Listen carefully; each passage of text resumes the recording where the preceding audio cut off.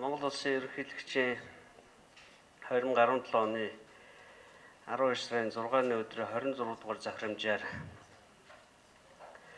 Монгол Улсын болон бусад орнуудын боловсролын гүн ухаан үзэл баримтлалыг харьцуулан судалж, төрөөс хэрэгжүүлбэл зохих бодлогыг боловсруулан танилцуулах үр хөвхий ажлын хэсгийг байгуулсан. Энэхүү ажлын хэсгээс цуврал уулзалт хэлэлцүүлгийг зохион байгуулж байгаагийн эхнийх нь 3 сарын 29-нд боловсрол ба хүмүүжил сэдвээр болж дүгнэлтээ гаргасан бол өнөөдөр боловсролын чанар сэдвээр хэлэлцүүлэг өрнүүлэхээр та бүхнийг урьж ирүүлээд байна.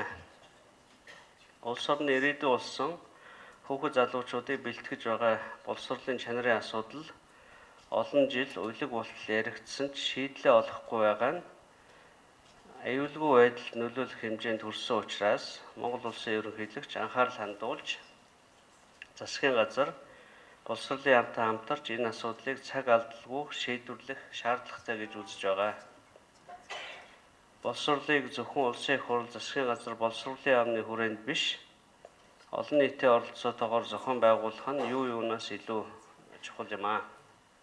Иймд өнөөдрийн хэлэлцүүлгийн сэдвийн хүрээнд олон нийтийн яриад байгаа асуудлуудын шийдлийг олох тал дээр хамтран хэлэлцэж тодорхой үр дүнд хүрнэ гэдэгт итгэж байна.